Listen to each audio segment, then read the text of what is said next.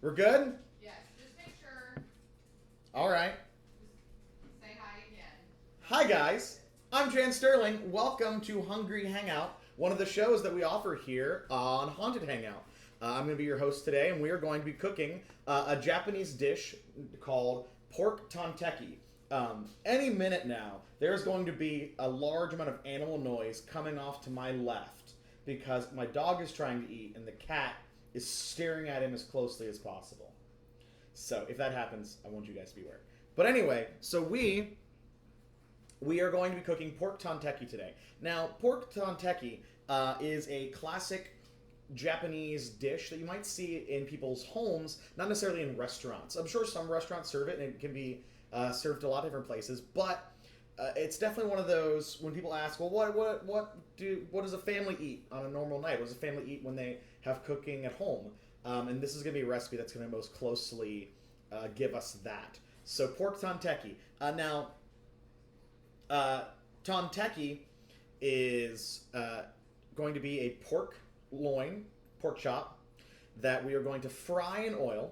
And before that, we're going to go ahead and slice it so it has these nice thick ridges in it when we fry, which helps it get nice and crispy in more parts, and also allows it to have a nice, well-cooked but juicier texture. A lot of times, if you watched our last live stream, that one got eaten by the internet, we actually did a pre-fry and fried the whole pork chops in oil the whole time, then cut, then finished. It was kind of like poaching the meat. We opted for a different recipe this time. If you see behind me, we have actually prepped our pork chops sous vide today in our Anova back here. So, and that's actually been cooking for about an hour and 55 minutes. So they're ready to come out at this point, and I'll get that slice in. What I'm going to want to do, though, is let those hang out until we're ready to go for them, and we're going to go and get our sauce ready. Now, one of the most important parts of tonteki is going to be our sauce that we use. Now, it's a very you're going to use a lot of different thin sauce pieces, so that way we can get it down and cook it down to a nice thick sauce that we're going to want to get it to. Sauce pieces. Sauce pieces. Not ingredients. Sauce ingredients. Sauce pieces. Sauce pieces. Is that not a thing? Sauce pieces sounds like a thing, right? Yeah. Sure. Sauce pieces. So, in the recipe, which if you do command recipe, you can go ahead and cook along with me if you want to see what we're doing. I'm doing a slight variation on the recipe they've given for the sauces. The biggest one is I don't use soy, mainly because of some stuff going on with the intolerance. So I use coconut aminos. It's a very easy soy replacement. So if you're someone who has a soy intolerance, that's a good option. Otherwise, just use soy sauce. Most people have it. It tastes really great. I try to go easy on it. The other thing that I'm not using is Japanese Worcestershire sauce. Worcester sauce. Worcestershire sauce. Worcestershire sauce. Japanese Worcestershire is a variation of Worcestershire that doesn't have, in a traditional sense, the fish parts that make up Worcestershire. There's no anchovy base. It's a vegetarian option, and it's also known as, I believe, utsa sauce. It's, however, was pretty difficult for me to track down, so we're using just generic Worcestershire that you might see. The standard little black bottle. Now, this stuff is a lot stronger than Japanese Worcestershire. If you were to make a faux Japanese Worcestershire, you'd use like 2 parts of this for the whole recipe. So we are going to really cut down on the Worcestershire. So whereas you might, if you do have Japanese Worcestershire, you'll be using 150 milliliters. For our half recipe, we're using 75 of Japanese. For the real one, I'm going to use like a couple splashes because this is way stronger if you're not familiar. So let's go and get to it. One of the things I'm really excited, we did get my little milliliter device. Ooh. Measuring cup. My your brain shuts off. My graduated cylinder. Yes, there you go. So lost the ability to word. Listen, words are hard. Words are hard. So we're gonna follow our recipe here. So we are starting with our mirin. Now, mirin, if you're not familiar, is going to be our sweet rice wine. It does come in multiple different options. You can get it from most of the options. If you're not familiar with, you can get just from our a Japanese or Asian market if you have an area, or if you happen to have a really big Publix or one of those style grocery stores. Got a ding. It was just me digging. Oh, okay. Game Boy Pete says hi. Hi, Game Boy Pete. So yeah, you'll find that if you're in a major metropolitan area, there's probably an Asian market somewhere around. Just someone's got it, or go to a local Chinese restaurant, and ask them if they can help you out. All right, is this not angled right? You were just a little bit off camera. I'm just All right. adjusting. So 40 milliliters of this is what we're going to go with. What's that? This is the mirin. Ooh. Yeah, I'm doing well. Thanks for joining us. Ah, noises! God, what was that one? Was Pete following you? Thanks for following me, Pete. Glad it worked this time, and it's not in my headphones screaming me. That's the haunted hangout. Scare the shit out of me every time someone does something good. So, thanks for that. Although I am very thankful. Thank you for joining me. Yeah, so we're gonna cook along. Get the mirin. That's first. 75 milliliters of soy. So for us, we're using the coconut aminos, which is a pretty good facsimile there. So. The cat heard you talking about anchovies, and now he's intrigued. Yeah, the thing about this though is that it doesn't pour right like that, so you kind of gotta like jack it A off little into there. Thing off of it, or not. Okay. Oh, he's gonna jump up on the table where all the ingredients are. Coconut Channing. aminos. The cat's gonna jump up. Oh god! Yay, pets! Cat sous chef. Katsu chef. Katsu. It's not Katsu. It's Tonteki. I'm leaving. No, that was funny. That was a good joke. Well, next up is oyster sauce. There's like a million different variations of this, and it's a very thick sauce. You'll see as I pour this out into here that it doesn't just come out. On my version of the recipe, we're going to use 40 milliliters of it. And like, if you didn't catch, the reason that I'm having this recipe is just because the sauce recipe that we used originally was just so much, and it's just the two of us eating this tonight, and whatever leftovers we had, that I just really didn't want to waste any extra sauce. So this is what we're going with there. Where's my little thingy? Where did you go? The little spatula. Yeah. It's dirty. Okay. All right. Well, we're gonna use a good old-fashioned butter knife. Uncle Stinky's watching. Hey, Uncle Stinky. Thanks for watching. He's from the Seattle area. He says hi. Oh, hey. Good old Pacific Northwest. I'm gonna head up there for New Year's this year. I'm actually hosting a party up in Portland. So I know it's not Seattle. It's a different place, of course. But Pacific Northwest. It's only my second time going, so it's exciting for me. So we've got all that. Getting that mixed in there. So now, like I said, we're just going to go easy on the Worcestershire. So I'm really just going to do that to taste. I'm going to mix this in a bit and then kind of just see how that goes. Is the sugar in there already? Oh, right, the sugar. I almost forgot the sugar. Did you not go in order of the ingredients on your list? No. I was super excited. I was going to really thought it was really important to make sure I didn't talked about and avoided the Worcestershire debacle, so I got excited. So Then we eat the sauce later, and it's just straight up like salt. it's just salt. All right, tablespoons. Yeah.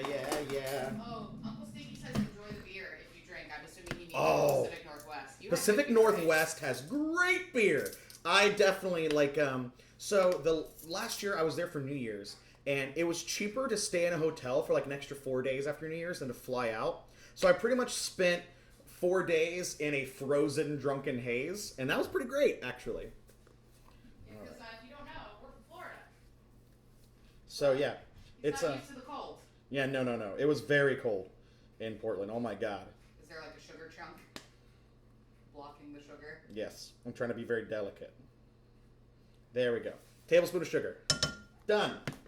Take that, sugar. All right. Let me get this mixed in a little bit. The sugar mix in. The oyster sauce, even though it's thick, it mixed in pretty nice and quickly. So let's make it a taste on that.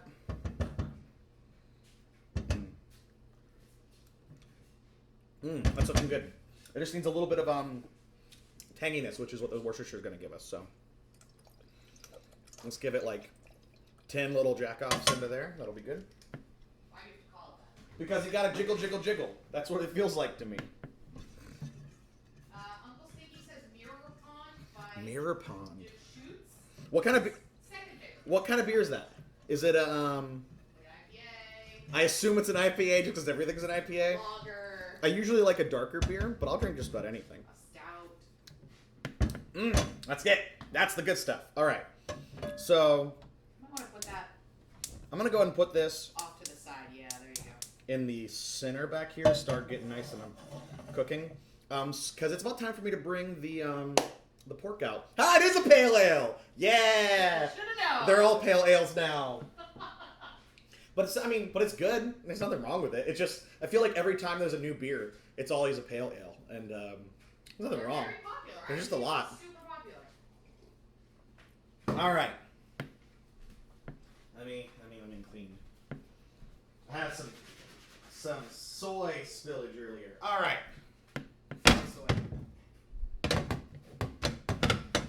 There we go.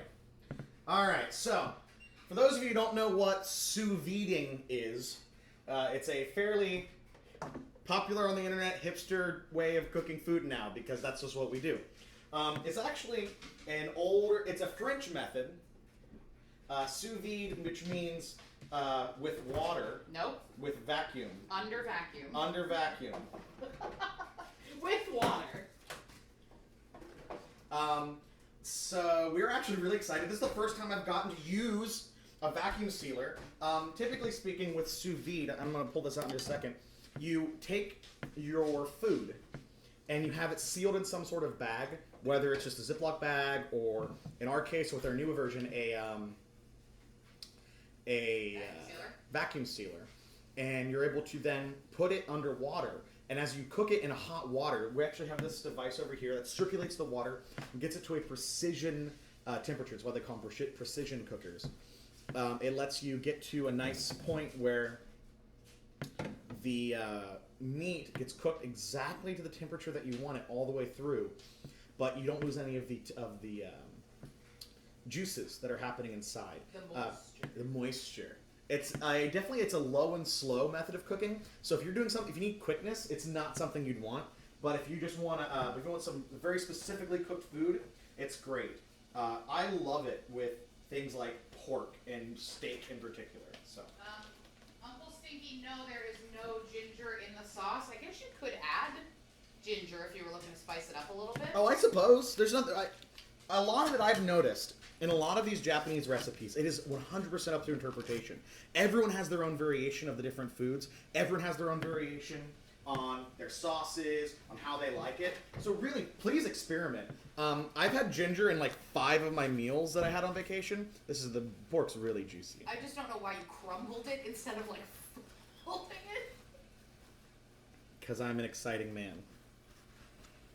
The most interesting man in the world.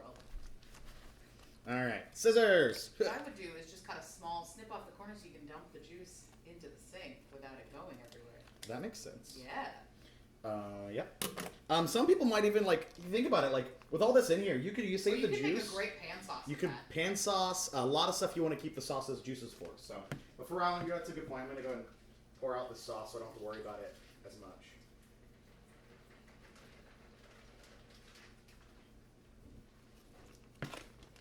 Now you get to do the sous vide everything, like slice open the vacuum bag.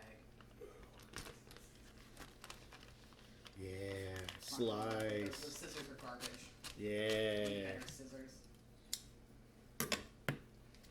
All right. Let's get these babies out. They look terrible. Yeah, one of the things about sous vide at this point is it's not a pretty thing right now. These pork chops are mostly cooked. A lot of times when I do this, I do cook it pretty much all the way that I want it to, and then I just do a quick sear on the outside to get it exactly how I want it on the inside. But this time, because we're going to be deep frying them, I went ahead and cooked them a little bit under, so that way it'll have the right texture. What temperature did you cook them to? These we cooked for about 2 hours at 135. We'll go to about 140 is what we want. So since this is probably going to get us to about 145 with the frying, this is probably where we want it. Now, one of the tricks with Tonteki is we're going to be slicing it into these nice, thick slices down into it. In a lot of places, they actually refer to it as glove teki because it's kind of like a baseball glove is what it'll end up looking like at the end. So we're going to go ahead and do some nice, thick slices. Now, how many slices you do and how thick is up to you. I really enjoy the pork getting nice and crispy from the fry that's going to come later. So I'm super okay with a nice thick slice all the way into the meat. So that way you get this, it's going to get down in there and get your meat nice and tasty. And I was just saying in chat, they were wondering what carb you would serve the sauce with, and I was saying it'd be really good on rice, which we forgot to make again this time. Mm-hmm. But traditionally it's served on a bed of shredded cabbage and bean sprouts, which we really enjoyed last time, so we're doing it again this time. Yeah, we were originally going to serve something else with it, and then we just tried the traditional way, and we're like, well, there's a reason that's the traditional way. Like, that sauce could really go on anything. Like, it's so good. If you like a sweet, savory sauce, if you're into that kind of flavor combination, you would really enjoy this sauce. Yeah. Like, if you're a fan of teriyaki or barbecue sauce, really anything that's like a sweet, savory sauce. Yep. The mirin, the wine in there, and the Worcestershire definitely gives it a bite. We had so much Worcestershire in the first time we did it that the first time I took a bite, I was like, it's real savory. It was like acid in the back of my throat. It was so good, but it definitely got me. So, if you're not into that tangy, spicy kind of sauce, be aware of that. Oh yeah, we love cabbage too. Uncle Stinky says he loves cabbage. Oh my God, this is so good in this recipe. That's what we're making for dinner tomorrow. We're making cabbage casserole. We really like cabbage. Mm-hmm. Alrighty, so let this hang out over here. Move the pork back. Hi, pork. Don't want to lose you. The dog's in. Alright, so I just want to give you guys an update on what's going on with our sauce right here. Where he's going to eat these pork chops. As you see, it's starting to thicken up just a little bit, but it's still really soupy. I'm wanting to get this down to a spot where, like, there's one of the chefs I like to follow. Chef John often talks about things like running down the side of the pan, and so if you see how this just splashes, I'm gonna want to get this thick enough that it'll actually like crawl down. Yeah. So this isn't quite there yet. Put it over a higher heat should thicken it up a little bit. Yeah. So since we are gonna be getting this fry oil up, I'm gonna heat this up just a little bit more than it was. All right. Oh hi. Lee Master. Thanks for joining us. All right, now's the time to fry. Excuse me, I'm going to drink a little bit. It's not time to fry. I got one more thing I got to get ready. I got to get another cutting board. I got to drink out of this giant cup. Listen, sometimes you got to drink. There should be some small cutting boards under the stove. No. No, not on either side. Not like a smaller. Here's one. Yeah. There you go. Okay. There's an important part before we fry, and that's the garlic. You guys don't know me very well, but I love garlic. Garlic is bae. I'm not a vampire. If you are a vampire, I want you to hang out with me, but you gotta like give me notice because we have a lot of garlic in the house. Garlic is a thing that happens. And we're not even Italian. No, but garlic is just a thing. Garlic is love. Garlic is nice. Really, this recipe calls for 5 cloves, I think. Yeah, and these are kind of small because they're the pre-peeled ones. And I really like garlic.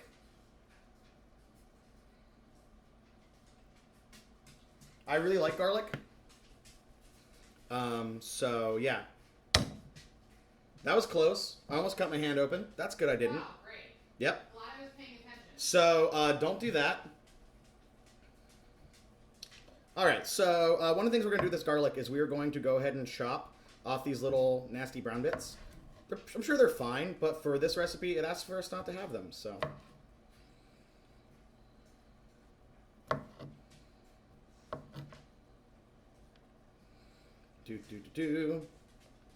But yeah, man, garlic is love. It's like Shrek. It's life.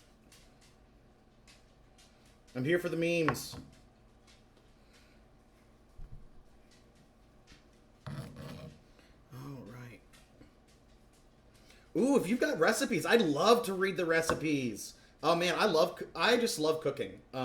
So if you've got stuff you want to tell me, or if you have advice or something you want to share, I'm in. Like, I'll give it a cook. Look, I taught Nightbot something. What did Nightbot learn? I taught him how to do a Discord command so that people can join the Discord. Oh yeah, Discord's great. It's a good place for me to share. I usually hang out there whenever I'm playing any sort of video games. So if you just want someone to talk to while you're playing games, come join me. So the next thing we're going to do with this garlic is try to slice it kind of thin, because you want it to crisp.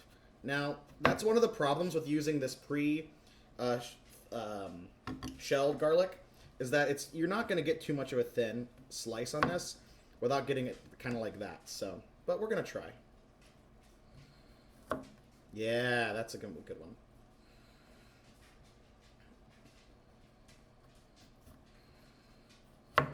Now make sure you're being very safe when you're doing this. Cut nice and slow. Don't cut your hand off. Don't cut your hand off. Don't just go chopping because you want to chop. That's not going to do anybody any good.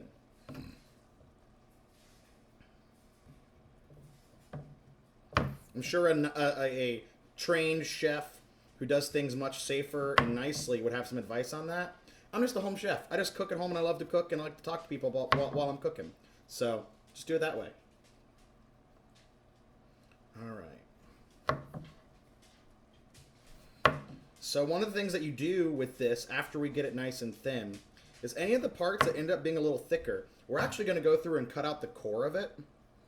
The reason we do that is because it's thicker, it won't fry so easily. Whereas if we go ahead and core it, you'll get more crispness to the garlic. So I'm just going to feel mine out.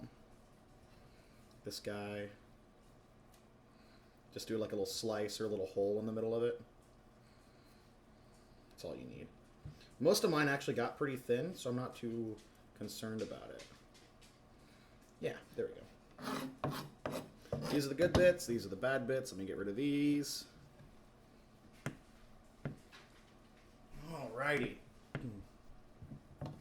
Set these off to the side. I'll give you an update on the sauce. Sauce is actually getting almost there. I'm actually going to take it off the heat, or if I do keep it on the heat, put it really low. As you see, it's getting nice and goopy. See the way it goes up and kind of walks all the way down? Like it gloops down. It doesn't splash down. It gloops down. It does, though. Like, it's like an ooze. This is the right consistency, so we're just going to leave it right at that. Right on low, so it doesn't cook anymore. Well, if is it as thick as you want it? You might want to turn it off completely. Yeah, no, I like it where it is. So, now's the time to fry. I've got my big non-stick pan here.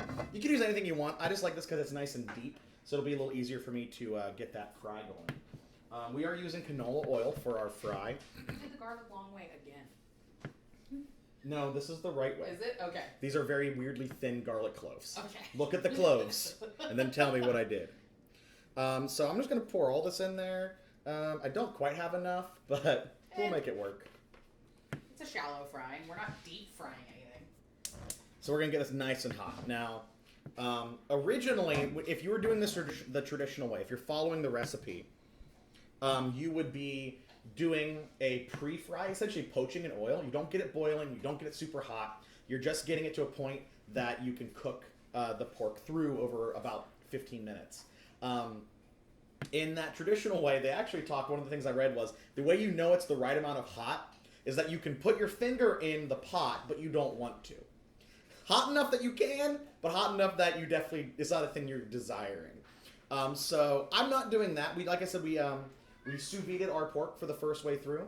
So these are going to be nice and hot already. So we're just getting the oil here, so that way we can fry the outsides to get them nice and crispy through. I gotta tell you, if you got cabbage and garlic and hamburger, I'm in, man. Yep. That sounds pretty similar to what we're making tomorrow. Yeah. But tomorrow's more like a deconstructed stuffed pepper almost, because it's got like peppers and celery and onions and hamburger and cabbage and cheese. Yep. Heavy cream. So as this is getting hot, I'm gonna go ahead and dump our garlic in it. Because we're cooking the garlic until it's crispy, and I think that by being able to watch the garlic turn orange, it'll give me an idea of where I'm at. Orange. Well, it'll turn that like fried, crispy color. Golden brown. Golden brown. I love how you describe food. I describe food the way I feel it is. You know what I mean? Yeah, check out that fry going. Little strainer for the scoop. I don't really want to. It's not deep enough. It's gonna scratch. It's fine. No, it won't. Just do it gently. You might want to get some paper towels to put the garlic on it. That makes sense. Because last time they got a little bit soggy. Yeah, when you're frying, you do a lot of paper towels because the oil just kind of gets places. Well, thanks for sharing your recipe. I'll have to give that a try. It sounds great. It really does. Now you got to watch this garlic. Now you see some of these little pieces, they're getting golden brown quick. So I'm actually going to just take them out as I feel like they're getting done, because I don't want any of them to burn in this oil, because it'll just spoil your oil. Yeah, see that guy? That's nice and brown. Let me take him out. Ooh, it's all getting pretty quick. That's good.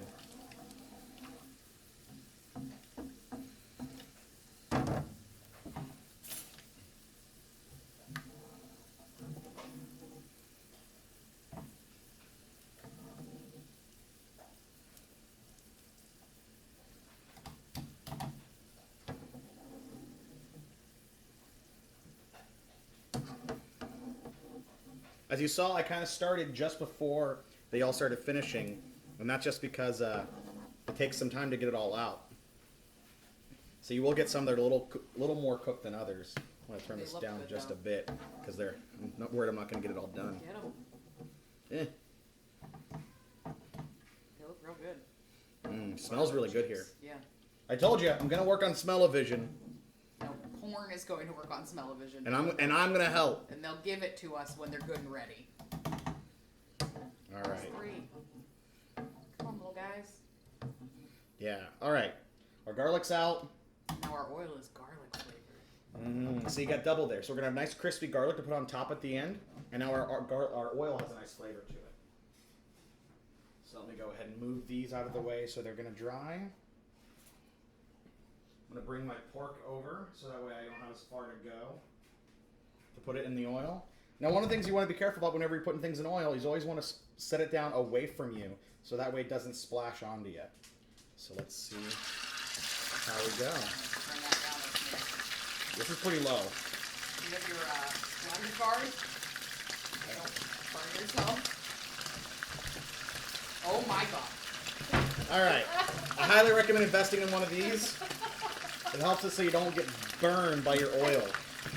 Like a geyser of hot oil just shot out of your face. I'm so scared for you. I'm safe.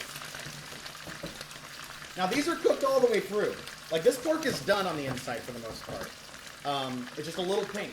So you don't need to let this cook for more than 35, 40 seconds on each side. It takes to get crispy. That's really all we're going to do. So I'm just going to keep an eye on it. Throw some stuff away. Get your plates out. Yeah. So while that's going, I'll go ahead and get my plates ready. Dog found the oil on the ground. Smart.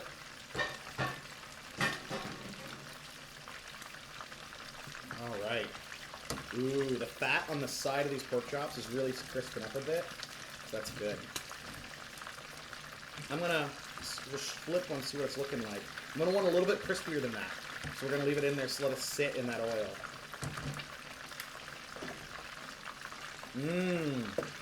Smells really good.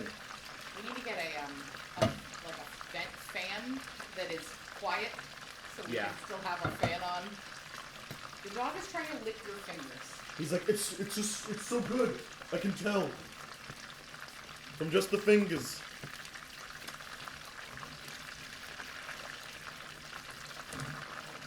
Alright, I think at this point I'm going to go ahead and flip them. because this the part with the slices Ooh. is really the part that we want to get nice and crisp. So the outside's looking good. Ooh, that looks great. So we're gonna let those sit for about another, like I said, 30, 45 seconds, just to get that crisp You through might there. want to put some paper towels down on the cutting board so you can pull them out and they can drain while we put the cabbage and the bean sprouts. Like I said, lots of paper towels.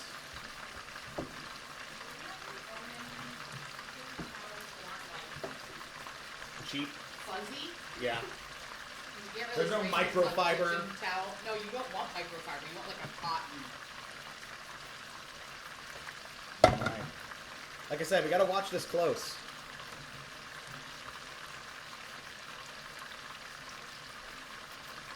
You want that?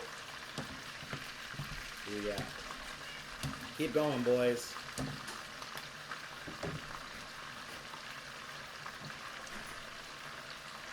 Yeah, this is definitely a thing where I was like, you know what? Okay, so, Babish, Binging with Babish, great YouTube show, cooks.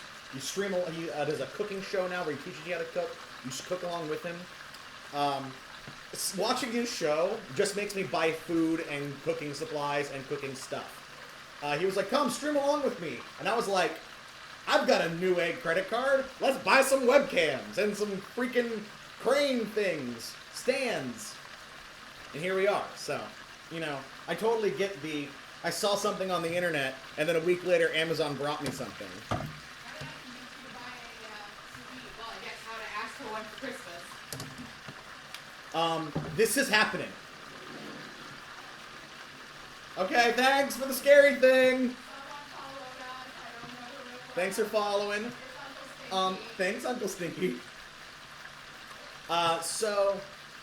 Yeah, no, so to get the ANOVA, I saw a video about how they sous vide a turkey. Now, I don't have a big enough thing for that. I wouldn't cook the whole turkey in once, but they quartered it, they seared it to get the skin nice and crisp. They did a nice long, like 36, 40-hour cook on the turkey, and it came out so crisp and juicy all the way through. And turkey is notoriously easy just to make hard and crisp and gross, that I was like, I'm in. This is something I want. I want to make nice, hard, crispy turkey. Alright, I think we're about good on these. Just a little bit more. Maybe another 15 seconds. Now. Alright. Now.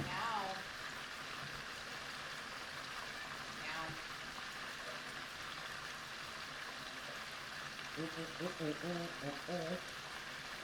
dance. Thank you. Alright, I'm going to take this oil off the heat. Turn the heat off. Go ahead and let these come out.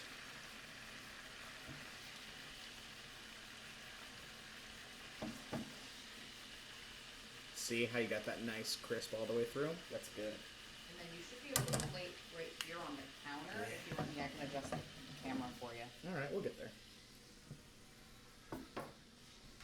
Alright, oop. I'm going to go and dump this hot oil. Ooh. No? No. Okay. Set it on the back burner. I just don't want the oil to get me. It won't. It's just danger. Calm and down. Alright.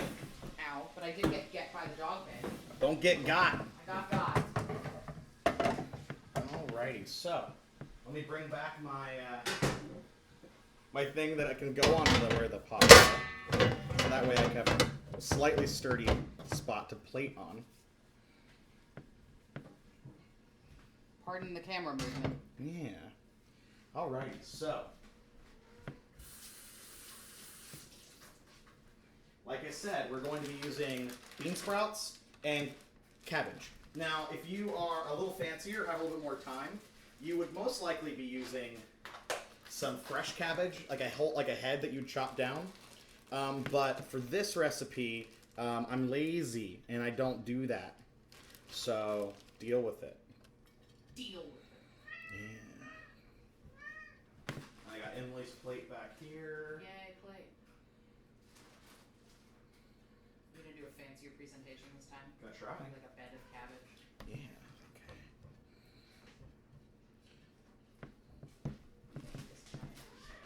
Okay. These bean sprouts once again. I guess there's a way you can get these fresher, but these bags are pre-washed. It makes my life easier. It's just what I want. Now I love these bean sprouts, so I don't shy away from them. They add a nice crunch to what you're eating, and just a good flavor all around. So.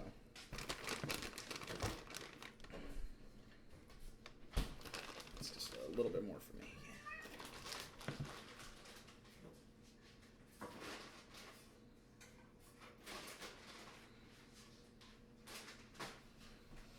All right, so we're gonna go ahead and see which one's the prettiest one for the photo. I think it's this guy. We're gonna go ahead and set the pork right there. Now our sauce. Now this is our finished sauce. You see it's nice and gloopy. So make sure I have enough to just drizzle a little bit over. Here comes the dog. He's gonna help.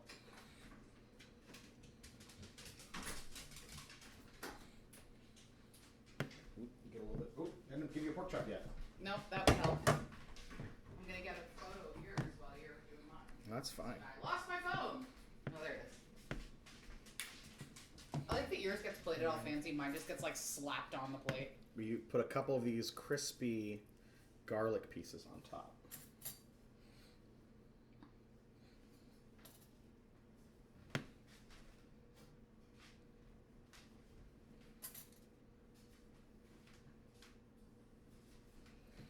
Get some sauce for you.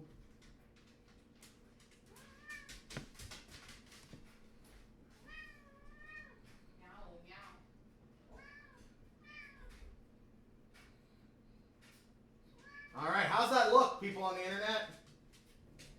Is it looking good? Because it smells great.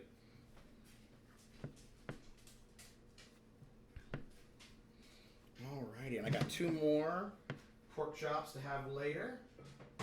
Do a little bit of meal prep. Most of the things I cook usually end up tasting pretty good the next day, so I'm not too ashamed to make a little bit extra.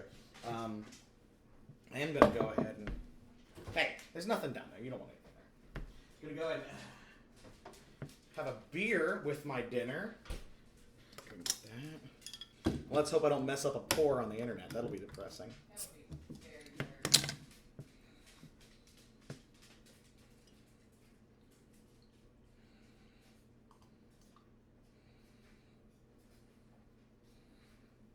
Come on, phone. Let me do the thing. I think I did pretty good. Nice head. I would have liked a little bit more head, but you know, who doesn't? Mmm. Tastes good. Let me go ahead and get a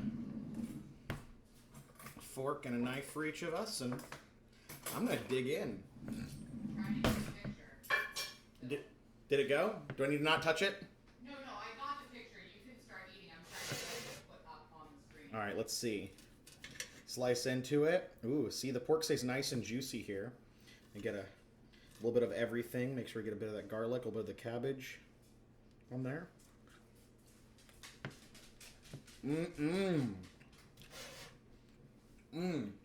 It's great.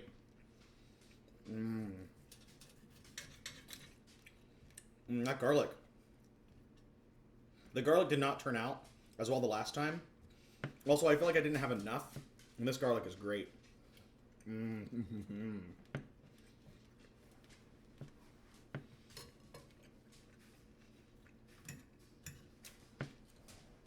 So yeah, that's pork tonteki.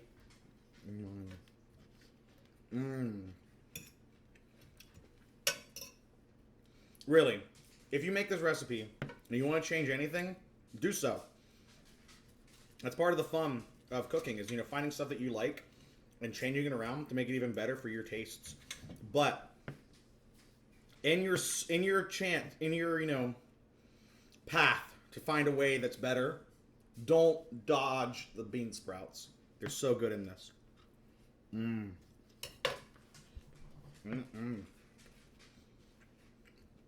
the finished product should be up there. Uncle Stinky says he thinks we need something pink or red or orange to garnish the plate with for contrast. Which we do have that ginger. You're absolutely right. But one of the things about pork tonteki is this is actually typically a home dish.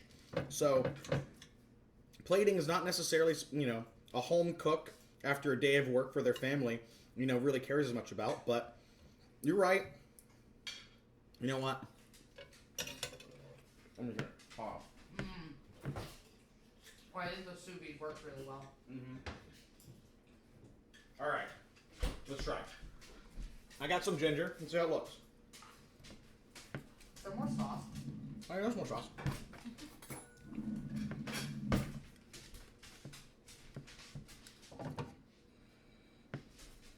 It's so like sticky and good. Yeah, those crunchy bean sprouts, man. They are the best. Hot pan.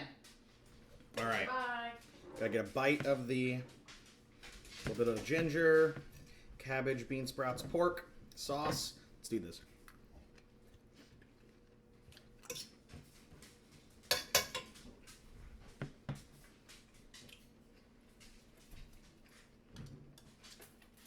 Dude, you're right. You're not wrong on that. That ginger is baller in that. You were not wrong. Holy crap. The garlic's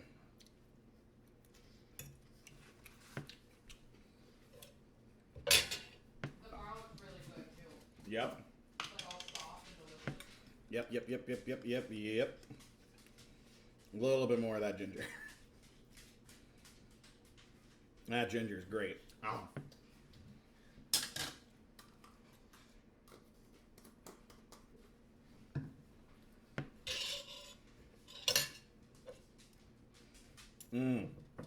Thank you for making sure I didn't forget that. That is so good.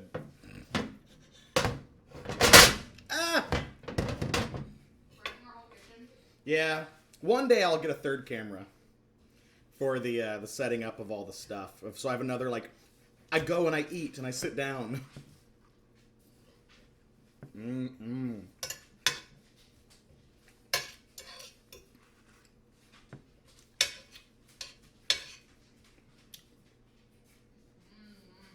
good.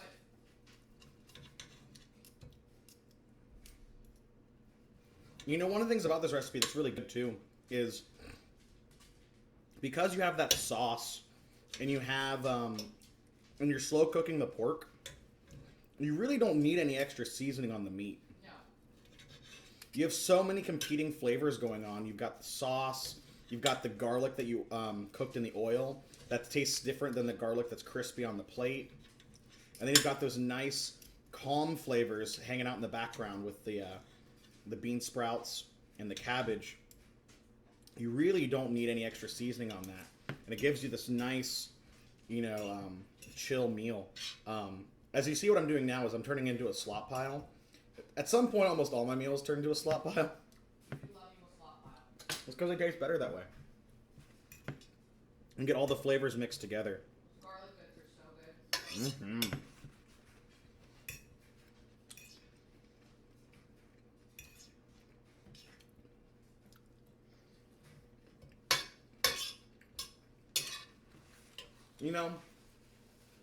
There's something about Japanese cooking that I really love. I feel like there's a texture thing that happens a lot in Japanese and Asian cooking that we don't get in the States. I think of your traditional American meals. Steak and potatoes. It's all... it's all very mushy. Even a steak, when it's cooked really well, has a crisp, but it's not... There's no crunch. It's soft. Right. Even like apple pie crust gets crispy, but then when you bite it, it's soft. Hamburger's soft. But adding these bean sprouts and the cabbage just gives it this nice crisp crunch to it. It's satisfying to eat, and not just on a taste level. There's a separate level you go with that I just enjoy. The animals would like to know where their pork chops are, please. Right on the table behind me. Imagine we gave the cat a whole pork chop. What would he do? The cat would not eat a pork chop. You don't think? He came into the kitchen to beg to differ. Okay. I will continue to ignore him.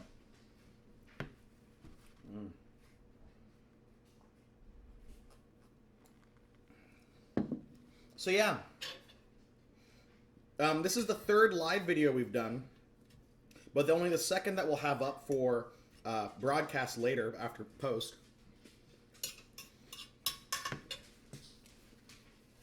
I'd love to hear your feedback. Things you like to see me do more of.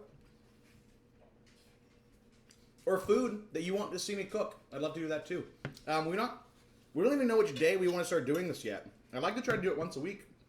But, you know, that day is up to when I figure out when people want to watch.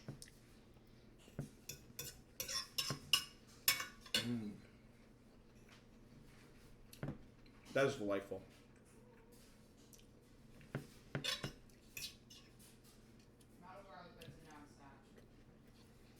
There are 4 more in here. What? I'm saving them for my leftovers. Okay. You can have them though. No, it's fine. You like it more than I do. No, it's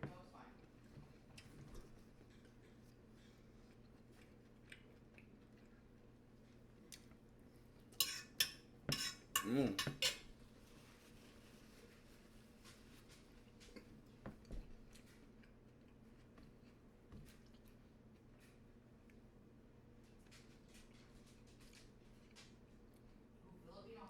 That sounds baller, dude. That sounds so good.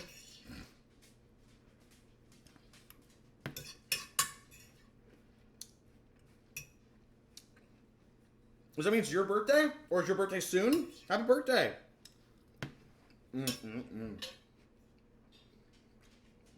Well. I think that does it for me, guys. Thanks for hanging out, watching.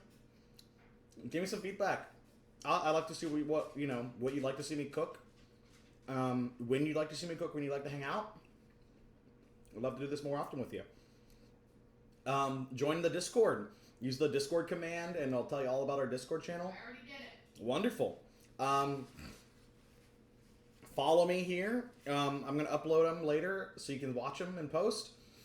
Cook along. If you have some suggestions what you want to see me cook, I'm in. Let's do it. You can follow me on Twitter @PirateChan and Instagram @ChanSterling. And if you're going to be at some conventions this winter in Portland or LA area, let me know. You might be able to see me. So, all right, guys. That's it for Hungry Hangout. This has been one of Haunted Hangout shows. I am Chan Sterling, your host, and I'm really happy you guys hung out with me. So, I'll see you guys soon. Get off the table! The cat on the table? Yes! That was not a bit. It's nice to meet you. Thanks for hanging out. Thanks for following. We'll see you soon. Bye. The cat went for pork chops.